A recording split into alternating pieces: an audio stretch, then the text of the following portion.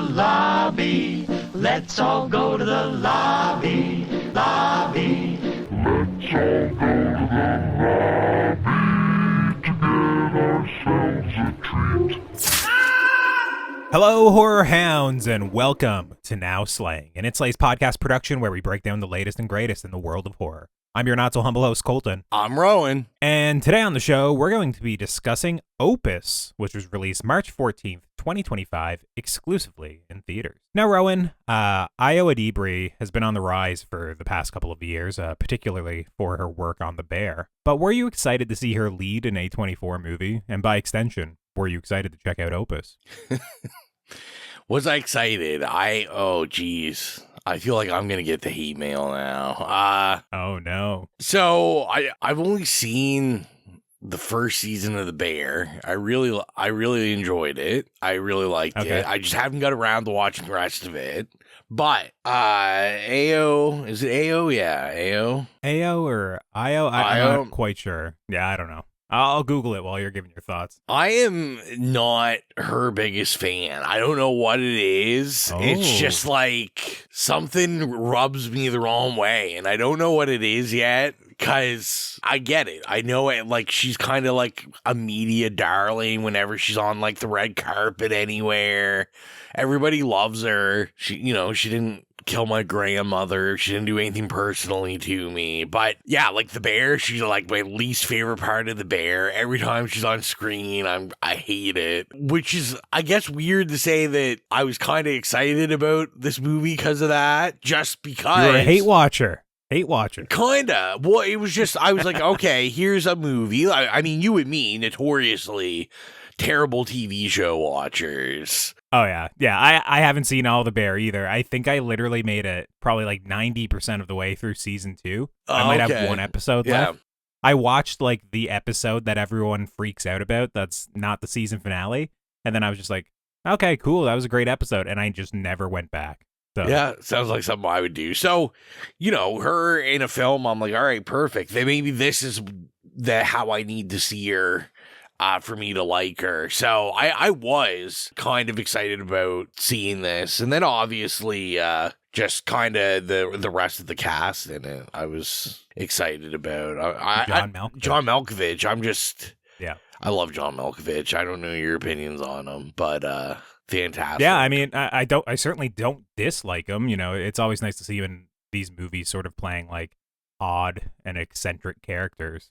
It's kind of like his bread and butter. And then, like, I was going to say, I was also, like, because I kind of knew the cast in general, just because I think the poster has, like, a couple of the cast listed on it. Yeah, I think they might even be, like, blocked off, like, squares of their faces, or at least when I was walking into the theater last night, that's what they had outside. So, like, I'm always, like, mildly interested in what Juliette Lewis does, like, obviously, like, kind of this 90s fixture.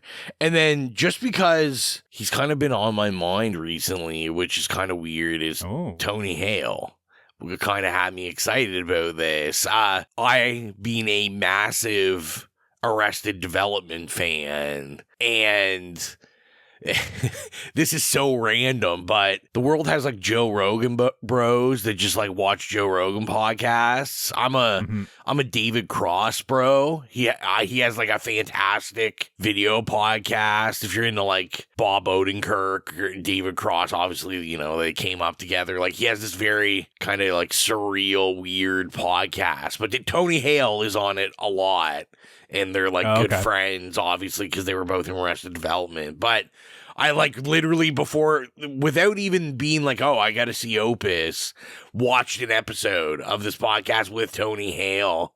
So he was just like kind of on my mind because I was like, oh yeah, Tony Hale. He never does anything anymore. I have a feeling you're one of the very few people that were looking forward to Opus for Tony Hale. Yeah, I feel I'm probably the only person. What about you, though? What about you? Yeah, this is a strange one for me as well, because obviously I always call myself like an obvious A24 fanboy. Although I went back, I've actually never picked an A24 movie to review on the main show, so I love it. Maybe some point I gotta actually change that, but I was like, man, I must have done it. Anyways, that's a side point. This one, it premiered at Sundance, and I was looking forward to it and just kind of seeing like, okay, what's the critical reception? What does the audience think? And it had very mixed reviews, and basically what I heard was that it's just this sort of movie that we've seen now a dozen times. This eat the rich narrative, sort of involving a cult, maybe like some sort of like very like large over the top performance kind of in the center of it. And I was like, okay, like instantly I started thinking of like, okay, maybe like The Menu or something like that. So I was like, okay, I am interested in this movie, but instantly after I saw the reception, I was, I was taken down a notch. I do like Ayo Edebiri based off what I've seen her in. Like I've seen Bottoms, for example, or oh yeah, I forget she was in that. She was in like theater camp as well. She's in lots of voice acting work, which you can't really, it's not so much like her in front of mine, but like she's one of those actresses who I think is very talented. It's just a lot of the roles I've seen her do are kind of like these more over the top or zany performances that I don't instantly love. I do like her a lot in The Bear, but as I said, I never actually finished it. And from what I understand, she gets a lot more dramatic work as that TV show goes along. And then, yeah, as we already mentioned, John Malkovich, him being involved, that had me interested as well. So yeah, it was the sort of thing where it was like, okay, mixed reviews, something we may have seen before. It does have some, a cast or at least a couple of actors in it that I'm interested in, but I wouldn't say that I was like lining up to see this. I didn't happen to see the trailer or anything before it. And yeah, I think you messaged me out of the blue one night like a month or two ago about like, Opus, have you seen this trailer? Have you seen this movie? We got to do it on the show, right? And I was just like, yeah, I guess we'll do it on the show. We'll see. So is this A24's magnum opus? Well, before we get into that, let's throw it on over to the trailer. There's a rumor flying around that Moretti's back. Like, Moretti? After 30 years outside the public eye, pop icon Moretti returns for an exclusive listening experience. He's bringing you a gift. This is for Ayo Edebiri. It'll be an absolute honor to spend this weekend with you. Thank you. Yep, namaste. Everybody meet Ariel, some young blood from the magazine. This is Clara, the most hated sex symbol on TV. Thank you. How's print media treating you? Congratulations, and welcome to this once-in-a-lifetime gathering. Moretti requires that everyone be shaven. So, how's the lady garden?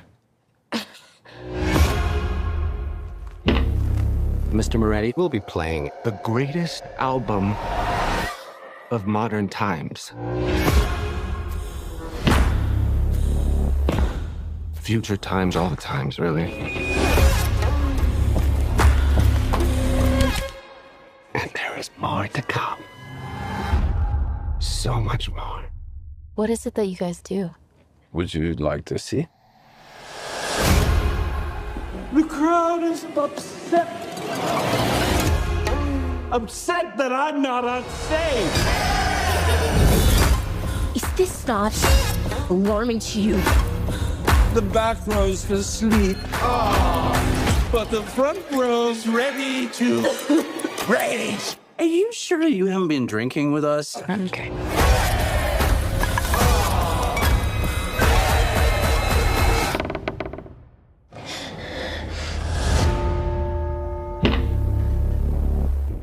What the fuck is this? Opus was written and directed by Mark Anthony Green, and the story is as follows. Writer Ayo Edebiri travels to the compound of a reclusive pop icon who vanished from the public eyes decades ago. Surrounded by a cult of followers and a group of fellow journalists, Ariel soon discovers that she was lured here not just for an exclusive listening party for a highly anticipated new album, but for reasons far more sinister. Now, here on Now Slaying, we like to keep things relatively spoiler-free up front before getting into the more in-depth spoiler-filled discussion. So, Rowan, what are your spoiler-free thoughts on Opus? Well, I hope John Malkovich has good health care, because I'm sure his back really hurts after lifting this entire film up with his back. I think it's shot very interestingly. I thought it looked pretty good. Obviously, this is Mark Anthony Green's kind of debut, feature film. So I wasn't sure what to expect, and to me, this has the stamp of what I would expect from A24. Like, it's very competently shot, looks good. I mean, obviously, we're at the point now where I feel like if A24's, taking a swing on a new director, they at least know, like, it's going to look good and it's going to kind of be on brand. Is it like, can we, like, say now that A24, like, almost has a look? It just kind of, like... So, yeah, like, I get what people say when they say that. Like, I've heard even people say, like, oh, it's A24 core or something like that, and I hate that. I think that's a stupid term. But I kind of do get what they're saying, where you watch a movie that it has, like, okay, it definitely has, like, a defined sense of style. It has kind of, like, it's well-framed, has some weird, kind of quirky, maybe unique camera angles, and then it's just, like, kind of like this vibe that's suffused throughout it. So as soon as I started watching this movie as well, I do agree that I was like, oh, this fits perfectly with, like, what they usually produce or distribute stylistically. Yeah. Like, it was a matter of, like, I think even the opening credits, I was like, oh yeah, this feels A24 to me, Yeah, so I mean, on top of it looking like that, I was thinking a lot about, even if it was a small conversation, the conversation that we had about Blink Twice. I was like, this is a film that obviously is, like, very influenced from films from the last 10 years. There's shades of Midsummer in this, shades of The Menu, shades of Get Out. Get Out, yeah. Don't Worry, Darling, Blink Twice. Yorgos Lanthimos last year, he had, his movie Kinds of Kindness, where 1/3 of that movie is very similar to this one as well. What a time to be alive that movie's influenced by Don't Worry, Darling. Yeah, it's strange. I mean, I doubt the director was like, oh, Don't Worry, Darling, he's a huge fan of it. But it's, as someone who consumes and watches a lot of genre movies, when I was watching this, it feels like a hodgepodge of a bunch of other things I've seen. Yeah. And for that reason, even if a lot of it is very competently done, or at least, the craft seems to be relatively sound, it just, it comes off as like, oh, we've seen a lot of this before, like a lot of it. Yeah, and that was kind of, to me, like, unfortunate, was, as I'm sure we'll get in the spoiler section, like, a lot of this, it just felt like, okay, I've kind of, seen this before, this kind of thing. I will say I was very excited because, like you, I didn't know much about the film. I'd seen a trailer, but I'll be honest, the trailer didn't really, like, stick necessarily. I think I wrote you about seeing it, and that was, like, the only time I actually really thought about it. But I was very, very curious, like, obviously, as I'm always keeping an eye on the music, to see that 2000s R&B icon The Dream working on this soundtrack. Okay, did they do all the original music in the movie, or do you know if John Malkovich actually performed that himself? Or I would assume so. The Dream is, like, had a very, very large R&B career, but is probably, I would say, more well known as, like, a writer, composer. I'm trying to, I would say off the top of my head, I would think the biggest song he ever did was that Umbrella song by Rihanna. Like, he's written, like, Beyonce songs. Like, I think he wrote a couple, like, big, like, worldwide hits for, like, large artists. And then Nile Rodgers also working on it, who is a member of Chic, who I'm sure if you're not a big, like, 70s funk music person would know who that is, but Chic was, like, a very large funk act that, had hits. Okay. They had, like, huge hits that, like, if your parents were around those days, would be, like, were on the radio, they would be into it. So gotcha. That's making a little bit more sense to me, just because I didn't get the, like, Rihanna Umbrella vibe from the music in this. It definitely seemed like a little bit more dated, like something I'd hear from the 70s or 80s, but that makes perfect sense then. Yeah, and so with them, I thought it was interesting because I really do. I enjoyed the music in it that was part of it, that, like, John Malkovich's character is supposed to have, like, made. I was like, oh yeah, this, obviously I was thinking about our cast member Mike. I'm like, this is like George Michael's, like, this is super gay David Bowie, like, pop music. But I just thought it was interesting with them on, because I found that I didn't find any of the other music in it, like, very interesting. So to have these two guys that are like legendary kind of in different decades, like very prolific. I was like, other than kind of this music that's being presented as this album,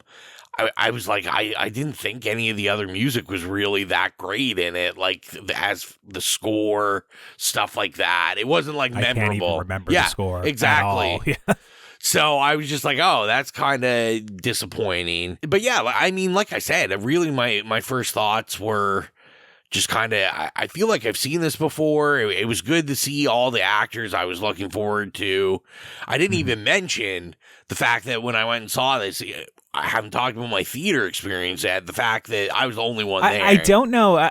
I've been trying to think of how we can naturally have the theater talk be in like the flow of the show. But I agree. I like discussing it too. But yes, you haven't told our listeners yet about your theater experience. We need like I've been thinking about Wayne's World recently. We need like when they sell out and then they have the sellout announcer and he's like, "It's now party time."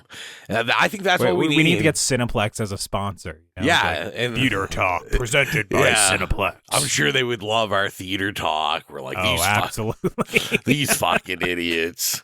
So I went, obviously, I don't like to knock it too much because I went on a Thursday, so I went like before the Friday like opening. the preview screening. But with that, like you'd think A24, like it's been a long time since I've been in an A24 movie that isn't halfway packed. And by myself the entire time. I was sitting there, I was like, oh, maybe, someone will come in during the trailers or someone will at least just hit the movie because they're looking for a movie to watch. And no, sir. Me in the second largest theater that it was in the theater I was in. Well, clearly they expected like the A24 audience to show up as well. Then. Oh, 100%. Because normally they put us in the very back of this like 18 screen theater. A24 movies are always playing in the worst theater they have. Like usually there's a speaker busted out. This is more my experience. Yeah, like it's like a barely anyone fits in there. Usually the poster's not even in the outside of the door. Nice. It's a poster for another movie that's gonna play like in the morning. But this one, like the poster was in there. One of the first times I've seen that. And no one came. Just me and myself and my nachos and hot dogs. Yeah, mine was very, very slightly more full, I guess. I was in the smallest theater. Like kind of the rundown theater. No speaker issues, but the screen was kind of like flickering. Oh, nice. By what I'd say, like, I don't know, almost like you can't even see it. Like by like probably 1 or 2%. Basically, if it's a shot of like a sky, you can see like the blue flickering very subtly every couple of seconds. But yeah, there was probably 6 people in my theater. It was me, and then there's just 6 other people, and it was like just a couple people on dates. And they were kind of like whispering and talking throughout the whole movie. I can definitely tell like pretty much everyone was bored, other than one woman who I don't know if she was laughing at the movie or enjoying how campy it is at times, or just like, man, this is bad. But hey, she enjoyed herself. Everybody else was just, I don't know, talking about work or whatever else is going on in their lives, not really invested in what we were watching, that's for sure. I'm really interested that I feel like, there's something, there needs to be some sort of shit. We need like a new Get Out, like not like that kind of theme. We need like something that's gonna like change the game. This movie's kind of, done it for me where I'm like, okay, I feel like we're just getting this same kind of movie like 2-3 times a year now, and it's just like over and over again. Yeah. I don't know about you. I thought the title card in this, I was like, boy, this is really audacious and overplayed. I was like, I feel like it immediately called to mind Pearl, I think, is one of the ones, like the big cursive title card with the dated thing with the quotation marks around it and all that sort of stuff, like evoking like old Hollywood films. Yeah, and even like the time that it comes in, I'm just like, this isn't even special anymore. I'm thinking about like when we talked about Fresh, and we're like, holy shit, like, you know, look to at be fair, that movie still hits a lot harder than this one. I mean, Fresh is fantastic. Basically every aspect. Yeah, yeah, but it's just like I was like, oh, now that's just like a gimmick now. Like everyone does that now, and it's like, look how cool I am. But yeah, I mean, I just. Like I said, I had like so many mixed feelings. I don't know if this changed my opinion of Ayo at all.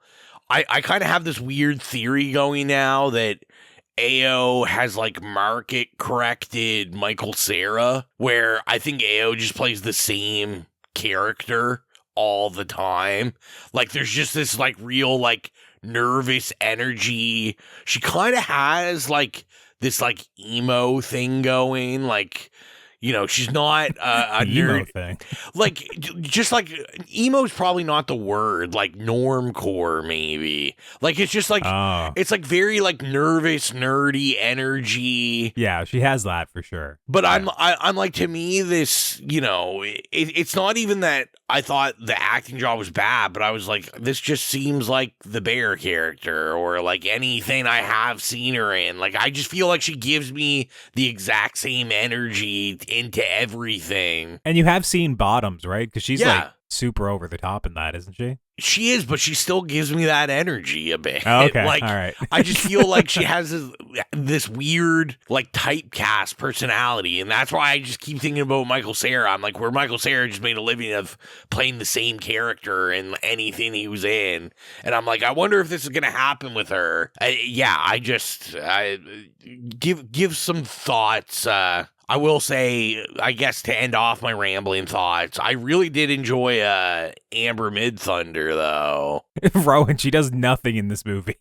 Like, she's in the background. I don't even know if she has a line of dialogue. I don't think she does. I was looking at her and I was just like, man, Amber Midthunder, you were in Prey, you killed it. Yeah. Most people like loved you in that movie, and now you're in this, and you're just essentially like cult stalker sort of person, like a lackey. I don't know, like a bellhop at a hotel or something. You know, I was just like, what happened? Why would someone look at Prey and then cast her like this? I mean, you know, I guess the girl's got to work, but I can't say it was like, you know, I think she's winning an Oscar, but I just thought she was funny in it. Like, I was just like, oh yeah, like she gave me a couple giggles.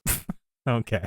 All right. It was more so giggles on the fact, as you said, like I was just like, oh, it's like the Prey. And I was like, this is like a weird minor role to be playing, like kind of coming. I mean, Prey was pretty massive, like coming off that. And then I was just like, oh yeah, this is interesting that you're just like in the background running, essentially. That's just what you chose to do. Yeah, just kind of like scowling the entire movie. And although I wouldn't call Prey massive, because I think it wound up being straight to Hulu, I think it would have been massive if it was in theaters. But, you know, it's just strange to see you from like leading a movie. Like that's a movie that's probably a $10 million, $20 million, something like that. I don't know. To basically probably being like 10th billing, no lines of dialogue in the background of a movie. That's all. I did think that was kind of interesting as well, and like maybe a sad way of like the industry as a whole. But for me, I thought Ayo was great. I thought she was good in this movie. I do like her. I do understand what you're saying, where she has like this kind of nervous, neurotic, kind of like nerdy, anxious energy.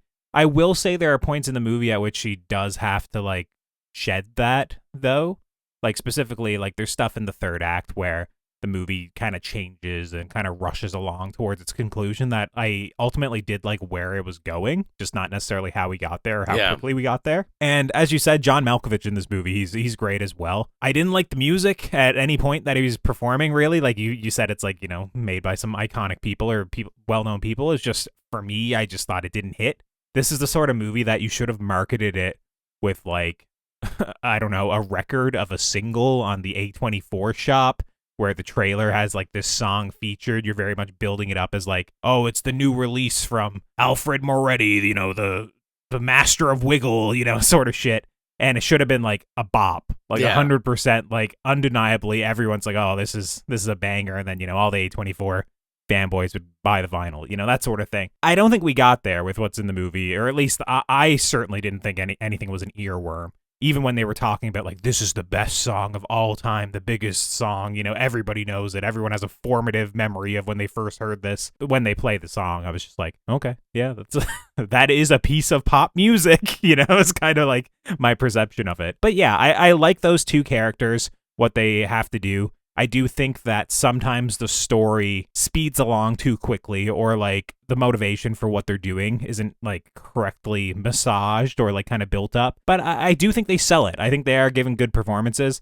I mean, you don't like Ayo, but I thought she was good in it. I do think, though, her character is underwritten, especially from the fact that I believe the director is a former journalist. So there's aspects of the story of like, of course, a lot of people in the movie featured are journalists that have been brought here for different reasons. And it kind of doesn't get into like the nitty gritty, I don't think, of journalism. And it's like, well, Colton, this is an A24 horror movie. Why do you want to get into the nitty gritty of journalism? Because we spend a lot of time discussing in this movie about like, what stories are we going to write based off this? Who gets the option to write these stories? Can we write a follow-up piece? Maybe I'll start researching for a novel. All these different ideas of writing are in this movie, and I just don't think they kind of like naturally come together and make something like, larger than the sum of its parts. It's kind of just like Ayo is a writer because she has to be a writer for basically kind of how the latter half of this movie plays out, more or less. It didn't seem like it was actually like a real character to me. Yeah, outside of that, Anthony Green was a journalist for GQ. Okay. So I mean, like, obviously a very prominent magazine. Yes, and also like who would be having these sorts of Yeah.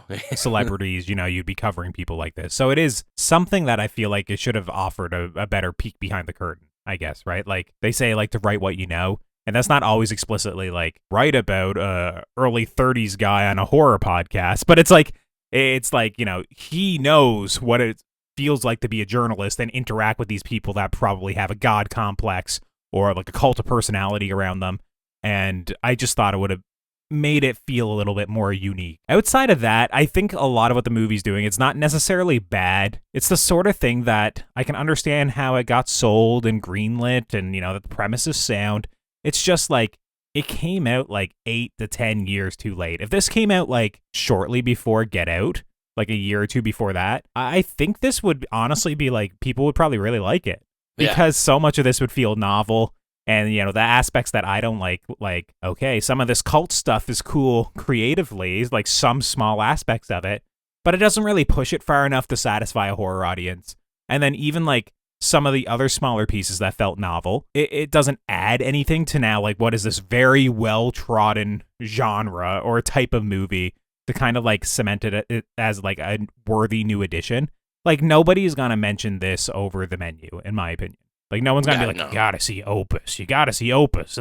Forget about The Menu, Opus. Like, and even though like John Malkovich is doing good work in this, he's not Ralph Fiennes. It's just like they're doing similar things. It's just when I saw Ralph Fiennes do that a few years ago, I thought, man, this guy is like magnetic. He's nailing this. He's so good in that movie. And I mean, also, maybe it's just because personally I'm more familiar with just like, the food elitism and food criticism, I guess, to some degree. But it's just, it was kind of dull. So overall, it's like I didn't like hate this thing. I certainly wouldn't recommend you go see it in theaters. Although like saying it like so emphatically makes me feel bad just because it is a directorial debut.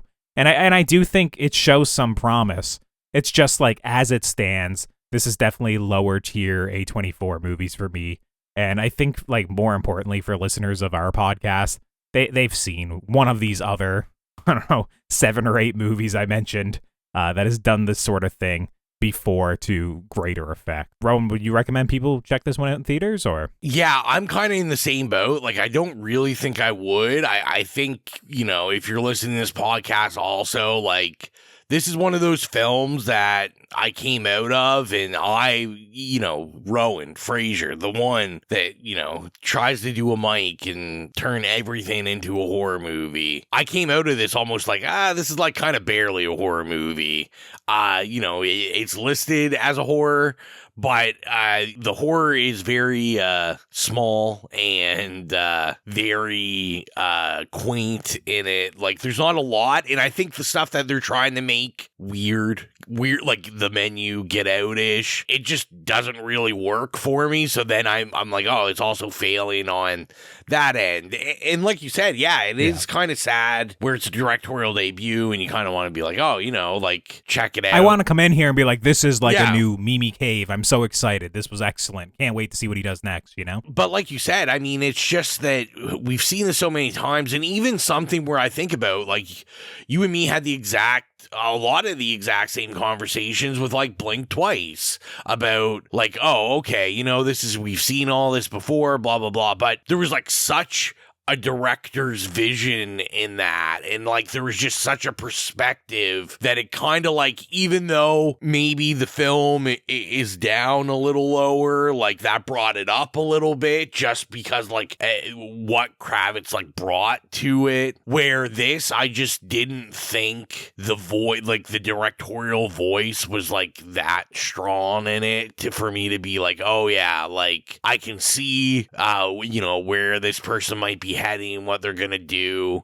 This to me just kind of seemed like, hey, I need to like really imitate this stuff and maybe make a couple dollars off of it. So I mean, for me, I would not recommend seeing this just because I think you'll see like all the influences are way stronger. And I think most people are going to go into this and come out, you know, feeling a little disappointed. Yeah, I think that's fair. So yeah, neither of us are recommending you guys check this one out in theaters. And with that, I think it's time to cut to the spoiler discussion for Opus. We are now in our spoiler discussion for Opus. So if you've not seen Opus, it's time to tune out and come back once you've seen the movie. Or keep listening if you simply don't care. Rowan, I don't know if there's anything specifically you want to start with in the spoiler-filled section. As you mentioned, it's a horror movie, but I don't know if the horror really starts until probably an hour and 10 minutes into the movie, probably, more or less. Yeah. This thing has a very long lead-up of where it's just like, things seem weird, but not explicitly horrific. Yeah. Or not explicitly like, why aren't you running away in terror? For a very long time, that maybe it might make you feel uneasy or might make you feel like, oh, this is a little strange. But horror, I mean, we're almost in the third act by the time any horror kind of rears its head with this one. Yeah, well, and I just thought it was interesting because then when we do finally get that horror twist, like, it's really concentrated in, like, this, like, 10, 15-minute section, and then it, like, that's kind of it. That's, like, you're getting your horror fix in that 10, 15 minutes, and then we're back to just kind of this, like, cat and mouse thing. And that's not to say, like, you know, as a pure, like, horror thing, like, I thought the horror parts with like the influencer, like body expanding, her insides, like I was like, that's pretty cool. Like that this is actually like very a cool. It is in that little section that you're talking about. Yeah, that it's, you know, very concentrated, and basically everyone just dies almost immediately in one scene in a room, which is pretty anticlimactic to me. But yeah, that specific effect and that specific performance is pretty harrowing for sure. Yeah, exactly what you said was, to me, it was just underwhelming because I'm like, oh, okay. And then I'm like, oh, I guess the horror's done. Like, I guess we were building up to this 10 minutes. And like, one of my real issues throughout this was I thought there was a lot of build up to stuff they just never dealt with. They just never got to. Like, I'm thinking about, like, you know, Moretti brings them in to finally hear, like, the first track. And then, like, everybody's, like, almost, like, hypnotized by the music. Like, we've got, like, the older, real staunch critic, like, is, you know, basically, like, practically stripping and, you know, dancing and making out with Moretti. And, like, everyone's, like, hypnotized by this music, essentially. And I was like, oh, okay, so this is gonna be like, there's gonna be something to this like cult stuff where like I was like, oh, maybe he's like found the secret to like, you know, the key ingredient to put in a song that just like automatically makes people love the songs, or like, oh no, you wanted the leprechaun in the hood. I mean, maybe flute. They got the flute or something. Or then I was like, you know, or there's some power to this that I was like, oh, he's going to like try to convert these people, or like he was going to do something, because it just didn't make sense to me that I was like, even all these like staunch critics that were harsh on him, like the minute the song came on, they like instantly lost control of themselves and were just in like blissful, lustful, state of mind. Yeah. But then there's nothing I think about with that was yeah, I think how I read that scene was just like they were taken in by just like the enigma, kind of like the magnetism of like John Malkovich, or like, this character that he's playing, just like, so he's like larger in life, like a god. And also they're being treated to this like very intensive experience, I guess, for that one track. But yeah, that scene to me, it's like that should be the scene from the movie. Yeah. Essentially. And it's essentially just like 10 minutes of John Malkovich kind of grooving around and dry humping people with like a mid song on in the background. And I was just kind of like, this is going on so long, and it just didn't hit for me. I didn't have like kind of like the ideological, like, well, this lady wrote a scathing review and now she's bopping along with this music. But it's just like a scene that doesn't quite hit. And then also where the whole guise of this is essentially to all be here for a listening party. They never have like an explicit like listening party of the entire album, or halfway through and then it gets interrupted where like the murder starts or something. Yeah. It's just like you assume with this movie when like he's bringing in like 6 or 7 journalists to come listen to his new album, essentially, that he's likely doing it as some form of retribution, that these people wrote bad reviews in the past and he's like, I'm gonna win them over, is probably the guise you do. Yeah. Or it's like, obviously he's gonna have some form of revenge and kill them and whatnot. But I didn't know specifically what any of these journalists did to him until I think Ayo says it very quickly when she's like having an interview with him at the the prison right at the end of the movie. And I'm like, why wasn't that just introduced like earlier in the movie? I think there's the one person that mentions the Doberman story. But other than that, it's just like you would want to know like what these people said that specifically offended them. You'd want them to see like to apologize and try and like win him over. And more importantly, you really want that scene where it's kind of like he has like the grand reveal and he's like, I brought you all here for this reason. You guys ruined my life, and now I'm going to end yours, sort of thing. And we just don't really get that in the movie. They try and do it with that like puppet show scene. But for me, it's just like, it was just didn't hit. It was just very, very rushed. Outside of like the puppet show itself being inherently gross with like taxidermied rats. I did really like that. That was cool. Yeah, but, that was pretty. But yeah, I 100% agree because I'm talking about like how cool like Emily's death is in this and stuff. But yeah, like all these characters are so undercooked and like I don't care about. Like Emily is an influencer who's like way younger than Moretti is. Like obviously was like not alive during Moretti's like real heyday in music. Yeah, so she should be there for either like Moretti has like a sexual intentions with her, like wants to sleep with her, or like literally because he's like, I'm going to bring in someone who thinks they're like so full, like basically put my music to like a larger audience and so full of herself, but I'm going to prove that like she has nothing on me, or like her level of fame is hollow where mine is, godlike, like you'd be in the movie, right? And which is fine for Moretti's intentions, but it's just like, I don't know, I'd probably like a couple minutes on something about Emily so I have like some sort of care about it. And it's like, it's the same with like Clara, and they try to really build like this, there's like obviously this thing with Stan and Clara going on, like there's like some sexual tension there. They've said they've worked before, but like they never explore any of that other than there's that sexual tension there. And it's just like all these threads written are never explored whatsoever. And like you said, the music thing did really bug me because I'm like, okay, as I said at the beginning of this, you have like these two like musical icons working on this movie, and we come up with like 1-2 songs here. Like for this new album, we come up with like one song essentially. Like, yeah, I would expect to hear more of this guy's music, like even playing like throughout the compound, or maybe like different, like I think the kill should have been spread out and then like different music playing for different people. So there's 2 ways that you could probably do this, where essentially they come to the compound, they're wooed for like the first day, the second day builds up to the big listening party, and then it's like, oh, it's really bad. So everyone's like, oh, how are we going to deal with this now? The journalistic integrity of basically, taking this bribe, being wooed, enjoying your time there, but also the music's inherently shit. And then you can have the music kind of like, once again, like, as you said, throughout the compound, people's rooms, speakers, it's just kind of like an experience that's always ongoing, these Moretti tracks. Or it builds up to the climax of the movie, where the climax should be the listening party, where maybe the music actually is good, but it doesn't matter because they're not even actually privileged enough to listen to the entire album. We're going to kill these people off in like some sort of glorious fashion. The movie does neither of them. It builds up to a puppet show,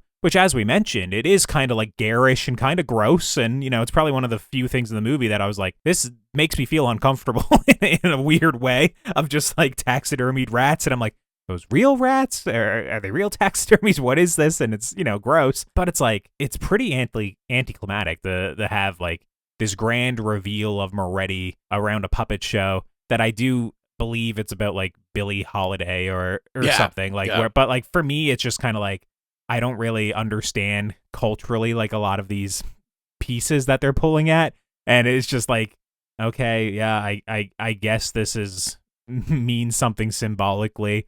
But like in terms of the actual movie, I just kind of shrugged. It's basically like everybody just gets killed there in 10 minutes, more or less. And then, Ayo runs away. Ariel runs away from the compound. There's once we get to the puppet show, there's a real rush in this movie to just rush everything to its conclusion, where I just, like, you felt like this wanted to breathe like a longer A24 movie. And then it was almost like he was making it. And then they were like, oh, actually, you don't have the money for that. You need to, wrap this up. And I just felt so much of this it was all these kernel of ideas, but it was like, oh, we don't have time to do that. We need to like do this, and we need to get this done. Yeah, this should be the sort of movie where there's 6 or 7 journalists, whatever it winds up being, 5 or 6 of them should die. It should be structured in such a way of where it's not immediately apparent of like why they were killed in that way, but maybe afterwards when it's revealed on what they specifically said to him or specifically did to him, that it's like the kill is motivated in such a way. And it would have been just a little bit more interesting, and also you would have spaced it out throughout the movie. Like, obviously, there is the guy who made the comment on the Doberman and the taxidermy and all this sort of stuff, and he's kind of, like, taken away early in the movie. He's, like, it's at, like, a masseuse appointment, and they come in and kind of, like, measure his shoulders, and then cuts away, and we don't see him for, 40 minutes until his head is mounted. Which it's kind of like, okay, yeah, like, that's scary. But like, once again, that's like an hour and 10 minutes into this movie. Like, he was taken out 40 minutes ago. It's very strange. It's like, I don't need it to kind of like linger in the gore, or, it doesn't have to be like over the top, like crazy, almost like vaguely pretty kills like in Midsummer where they're doing some very strange shit. Yeah. But it's also like, give me something. Like, you've been building up for an hour and 10 minutes because someone got decapitated. It's like, don't get me wrong. I see that in real life. I'm traumatized for the next couple of years, probably. But in a horror movie, a decapitation happens, nowadays in most horror movies. Yeah, exactly. So it wasn't like this, thing where, I was all upset by it and disgusted. It's like, okay, yeah, I mean, and once again, it happens completely off screen. So for me, it's just like, there's so much that doesn't mean anything in this movie. There's an arrow that comes out of nowhere at one point, which is probably one of the movie's few jump scares, because it's just like completely sudden in the middle of a conversation. Someone gets shot by an arrow. And then it's just like instantly the next scene, it's healed. They're fine. There's no infection that sets in. There's no like even really like lack of mobility all that much. Like when the person needs to fight in a fight or flight moment, they have no problem fighting. Yeah. It's kind of baffling. There's parts where like the pubic hair trimming, it's a weird detail, which immediately makes me feel like there's some sort of sexual motivation behind this cult, or like behind like Moretti's involvement in this. But none of that really comes to fruition in the movie. So then it's like, okay, maybe it's like, you're embarrassing them, or like it's very much like it's a personal detail that like he wants control over. But it's a scene that just goes on like so uncomfortably long, and maybe that's intentional. And, maybe it's the sort of thing where Ayo was given a good performance, so they were like, oh, let's not edit around this, let's keep it rolling. But it's just like something that is in there, but never really explored or really explained in any way. And it's, I don't need him to sit down with Ayo and be like, this is the reason why, we shaved your pubes. It's just like, I should know that when I'm watching the movie about like, there should be like a thread that's linking all these things together that it makes sense. Like, for example, I think one of the most interesting aspects of this levelism cult was the idea of diving. Whereas this, it's this oyster shucking tent. It stinks because it has all these shells in it. A lot of the followers have cuts all over their hands, and it's kind of like this idea of like you have to go through hundreds upon hundreds of like worthless things, things that are lesser to find one pearl. And it's kind of like this idea of like there's one pearl in a sea of people. There's one god, one person that's kind of like above everybody else, which, of course goes around the cult of personality. But I just liked that conceptually, and it was like edited well, and it was kind of like, unnerving when, when they cut themselves and stuff like that. But like there's like nothing else in the movie. There's nothing else in the movie that really has to do with like anything that's like oyster shucking or pearls or nautical themed anything at all. Like, it was just like that was just one little detail, and I guess it's about the pearl, not about like the oyster. But for me, it was just like to watch, an hour and 45-minute movie where the cult is so prominent for the entire movie, and like obviously vaguely like about Scientology, or like there's vaguely Midsummer vibes in a lot of this where it's like a commune, but it doesn't really have anything interesting going on. It's just people walking around living their life for so much of it. Yeah, I mean 100%. I thought, because we do focus on, they even note that, like, Moretti's hands have scars on it too. So like Moretti obviously had to go through this tradition and in this cult. And I also expected, I was like, okay, this is gonna, there's gonna be a bigger thread here, because this is something that, connects all the cult members. And just like I'm complaining about the journalists, like, I kind of wish we explored the cult a little more. Like, we basically get one guy's perspective, like his right-hand man, who he is, where he comes from, everything like that. But then, as we said, everyone else in this cult is just kind of relegated to the background to chase people, to nod, to say, okay. I would have liked to have been showing that, okay, this is the thread that connects them, and why they're part of this. Because obviously, we do get Ariel figuring out that, like, oh, like, these people are great in their professions and stuff like that. It's just Moretti is like the best in his profession, the true perfection. Yeah. But we never really get to see, like, oh, yeah, this guy was a music teacher and Moretti handpicked him and whatever. But, like, I don't know about anyone else, so I don't really know if that sticks. And the only reason I know that theory sticks is simply just because I've got to trust that Ariel had to explain it to me in the film instead of just show me. Mm-hmm. Yeah, I agree with that, too. The whole like levelism idea, where it's essentially like at any point in your life you can extend it for a sliver of it to essentially godhood, which is like what allows you to create something artistically meaningful. I like that conceptually. I would have liked to see it in the movie where it's like, Moretti explicitly mentions that when he wrote like one hook of his most popular song, he felt like he was a god while he was doing that. I would have liked to see somebody else in the movie at this weekend that is supposed to be all about him, which is, his 10th studio album, which probably isn't very good. There's not very many artists like, oh, the 10th album is the banger, I would have liked to see somebody else having like an artistic breakthrough on that weekend that's like making him envious, or testing his beliefs with like, oh, well, maybe this is their moment to achieve godhood, but I'm not going to let them because this weekend's about me. I wanted there to be like some element of testing these beliefs, because without showing that in the movie, obviously the whole cult is just a literal cult of personality where we're just idolizing this pop star, which that's less interesting to me. And we've seen that a lot of times. So like, if it was a true levelism cult the way they were describing it, where it's like anyone can like basically take power and be the great person, I'd be interested in it. But of course, I mean, that's not really how cults work. So I understand why it didn't get there. It's just I wish they like developed the cult and those beliefs a little bit more. And I wish they had some more traditions that were as interesting as like the diving, oyster shucking thing. Outside of that, I mean, I want to get into like kind of like the ending stuff, because I do think the third act of the movie, once, obviously the pacing sucks for all of it. Like the movie should be split more evenly as like scary and then like, exciting, or like vibes and then horror and exciting. And it's like, at least 2/3 vibes, at least. It might be 3/4 vibes. But the idea of, Ayo escaping and basically bringing the police back, and it's kind of like Moretti playing on the piano, like basically his last performance to a captive audience with the bodies like splayed out in front of him, and he's just, playing along as the police are closing in on him, and it's like kind of like this shocking thing.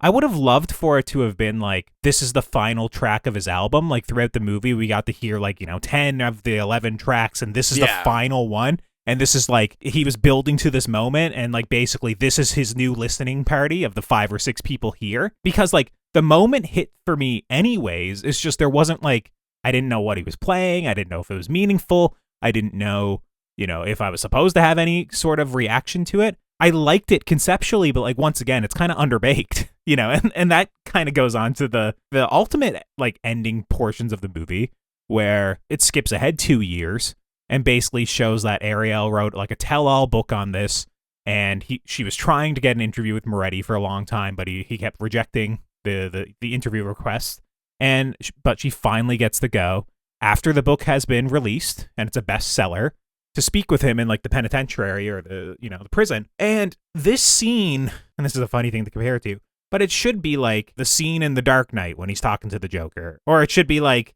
a better example would probably be like Silence of the Lambs, right? Like you're speaking to Hannibal Lecter. And it should be like, oh, this whole movie makes sense now because he has been manipulating you and kind of unwillingly making you part of this cult. And like this was, he is a genius, right? And like you can't trust anybody in the world anymore because this levelism is going global, and basically there's so many people you interact with that are actually a part of it. It's just like, it's so rushed. It's hastily edited. I can tell that a lot of it was cut down for time. There's like, it was just like baffling how I liked kind of what the movie was doing, but it was just like, I felt like it was like a 10 minutes scene that was cut down to 3 minutes or something. Like it just didn't hit ultimately in the end, just because of technically how it was done. Yeah, I 100% agree, because I also thought, okay, if this really was allowed to like cook and bake a little bit and have some length, like I do enjoy the ending. I'm like, okay, this is like a cool thing that, it not only is she, now been, she's like the pearl in her field or whatever, but also, we get this reveal that, they didn't find a lot of the cult members, and now the cult members are kind of out in the rest all throughout of the world, they're out in the world and all that kind of stuff. And I'm like, I do generally like this idea, but yeah, it was like, but we only have like 2 or 3 minutes that we can dedicate this, so we just need to really hurry it up. And like I said, this is just kind of the issue throughout it all, is I feel like time is wasted on things that maybe time doesn't need to be wasted on, and then everything in this movie that seems like this is it, this is what we came for, man, it's like, no, we gotta rush through that because I got a time limit, I got a budget limit, I gotta get to the end. I think we need to get back to like 15 minutes for the inciting incident. Let's get your movie going. I understand there was a point in like, history where like people started to understand a little bit more like the fundamentals of a movie, of like how you write one, with like how it breaks down, and then it becomes like uninteresting to watch the majority of movies and be like, oh, well, of course at the 15-minute mark they're going to introduce what the movie's about, and then an hour in they're going to have a big twist that's going to change the last half of the movie. But like this is a movie that probably doesn't have an inciting incident, quote unquote, until like 40 minutes. And it's just like, I understand, let's luxuriate in the vibes, let's like introduce you to this world, let's be kind of like swept up in the grandiosity of it all, but it's also like, there needs to be a movie. There needs to be a narrative thrust to what's going on here. So, it's just kind of at odds with what he's doing. I was going to say, you're not going to get any narrative thrust out of the wig that Tony Hale was wearing. All I thought about was Mike with Tony Hale scenes. I'm sad. Mike would have been upset, I'm sad to report, my love of Tony Hale, this didn't fulfill my wishes. Phoned it in, really, pretty much only on other video being played. So I was like, this guy definitely like didn't leave his house, probably. That's what I got too. That it was just literally like a video chat sitting on his couch. Was like the vibe I got from it. I'm also convinced the Arrested Development just ruined him, because I was just like, I can't even watch this. Like, I love Tony Hale, but it's like, you can't watch him in anything where I'm like, oh yeah, it's Buster from Arrested Development. Yeah. Like, lastly, like, we've mentioned that we do like kind of like the ending, the last like 10 minutes of the movie is stronger than a lot of the rest of the movie, just very, very rushed. The final scene where Ariel goes on this talk show and basically she's talking to this this talk show host who's kind of saying like, this book's incredibly influential. It's very successful. There's millions of people reading it around the world. And she kind of notices that the woman has like a pearl on her necklace. And then the movie just kind of, it like zooms in on Ayo as like she's kind of having this moment of realization of like, oh, she is probably the most influential voice introducing people to levelism right now. Her text is going to be, going to have a very negative effect. Maybe like this Moretti character, maybe this was her moment to achieve godhood, but like the movie just ends like very abruptly. Like it just kind of like slowly starts to zoom in on her face and it's just over. I take that from the ending, like based off of like, having to put down a note to discuss on the podcast. But I don't feel like we got that explicitly from it without like having to like think about it and be like, how can we talk about this little final scene? Yeah. For me, it's just kind of like, oh, it's over. Time to go home. Like, I wasn't felt with like a lasting impact of it. And like a lot of this movie is very forgettable and very fleeting. It's just like, God, guys, you couldn't like, it's such a poignant note that it should be that the movie's ending on, but like once again it's just underdeveloped, half-baked. Just the ending, I think about like the great now slayings we've done where I might like sit there like a minute or two and I'm like, shit, yeah, like okay, and this one I was like, it ended and I was like, perfect, now I can leave.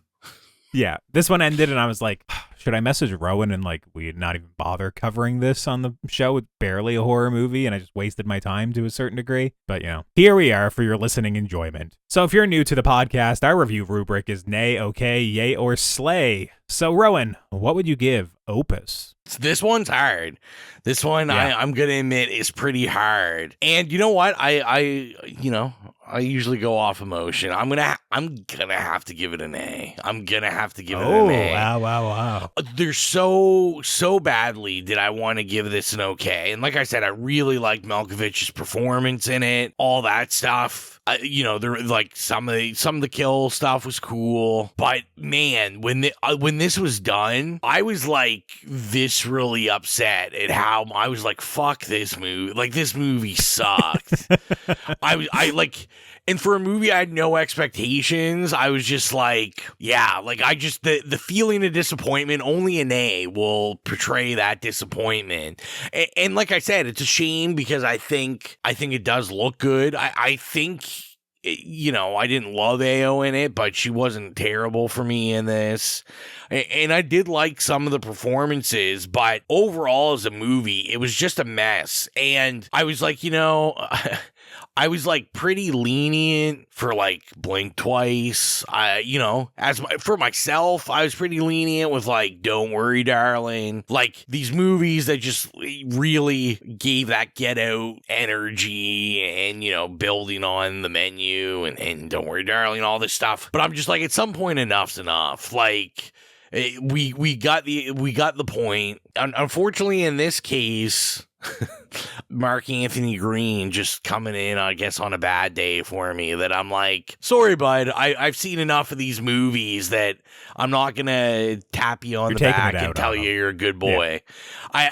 I just think it's a waste of time. I think there's so many movies like this now that are better than this and explore their ideas, and there's just really no need for it. And like you said, like, I mean, A24 stuff usually hits for me. This is definitely like on the lower tier of A24. Mm-hmm. So I'm going to be angry and give it an A. What about you? All right. Yeah, I've been going back and forth between an A and an okay as well. As I mentioned, it's definitely on the lower tier of A24. It's like kind of a victim to the timing of when it came out.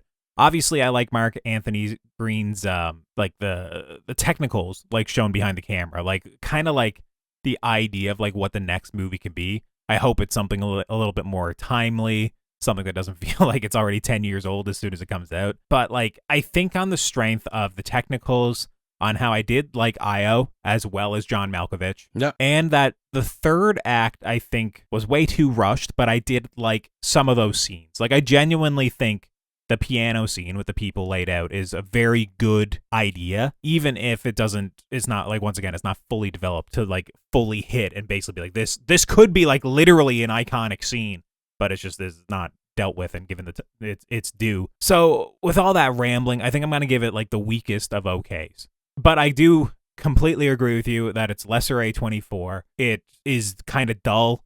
It's pretty mediocre overall. It's the sort of thing where I'm tired of these sorts of movies now. If you're going to do this sort of movie again, you better have something new to say, or your cult better be really fucking interesting. Because otherwise, the next one out of the bat is getting a nay from me. Because, I can't keep giving these okays, all these mediocre movies, slipping by. So if you're not following us already, you can do so at It's Slays Podcast. We're on Instagram, Facebook, Slasher, Letterboxd, Threads, Bluesky. If there's a social media that's not Twitter, we're probably there at It's Slays Podcast.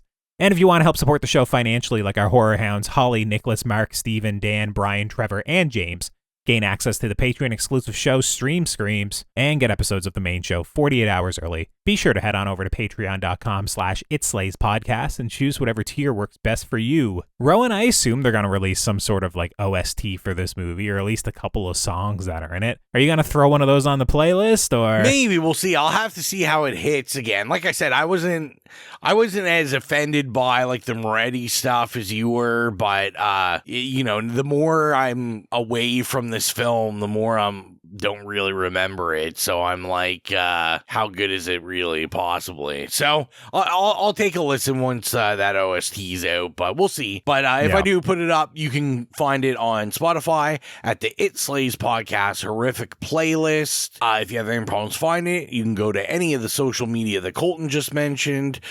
Click the Linktree link in the bio. It'll take you directly there. We upload scores and licensed music from iconic horror movies we review, or just horror movies we love. So follow the playlist. We update it regularly, and get your spooky music on, because why the hell not? And next time on the show, I think we'll be covering either The Woman in the Yard or another A24 movie, Death of a Unicorn, or possibly a double both. feature.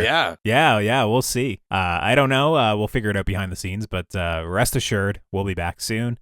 And with that, I think that about wraps things up for this episode. So until next time, I'm Colton. I'm Rowan. And as long as you keep listening, we'll keep slaying.